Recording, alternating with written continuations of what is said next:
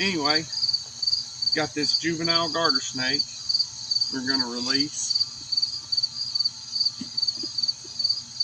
Where's him at?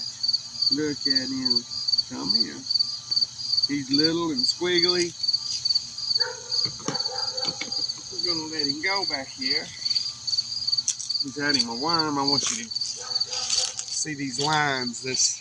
They've got these 3 yellow lines. One goes across the side, other side, and you got one down the top. These yellow lines that goes right across his dorsal there, and this is a newborn. Garter snakes are oviviparous, which means that they actually carry their young and have live birth. And they're like 5 to 9 inches long. And they'll eat worms and slugs. And surprisingly, most people wouldn't think this, but garter snakes actually only live 3 to 5 years in the wild. So they're not around long. Around 1.5 years, 2 years, they're ready to reproduce.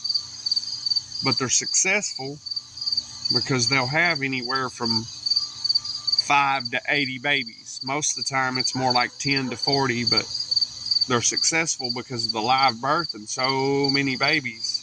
And that's why we have them all over the place. The males can sense the females, and you'll get actually 2, 3, 4, 5 males trying to mate with one female.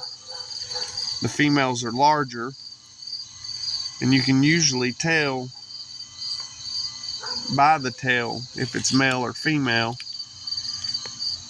The males will cut off and have the long spot where they have the hemipenis, and then the females will cut off shorter and have a little bit longer, thinner tail. But very pretty. Don't know if you can see, this is another thing garter snakes have that ribbons don't. We have ribbons in Kentucky, but if you see the tip of the tongue when it flickers, it's black. And ribbons don't have that. Don't know if you can see in the video too, these garters are, they have keeled scales. They're like rough to the touch. So, but we're gonna let him go. We're gonna let him go in this wood here that I've got out in the backyard. Plenty of worms, slugs. He can just live here. There he goes under the rock. He's gone.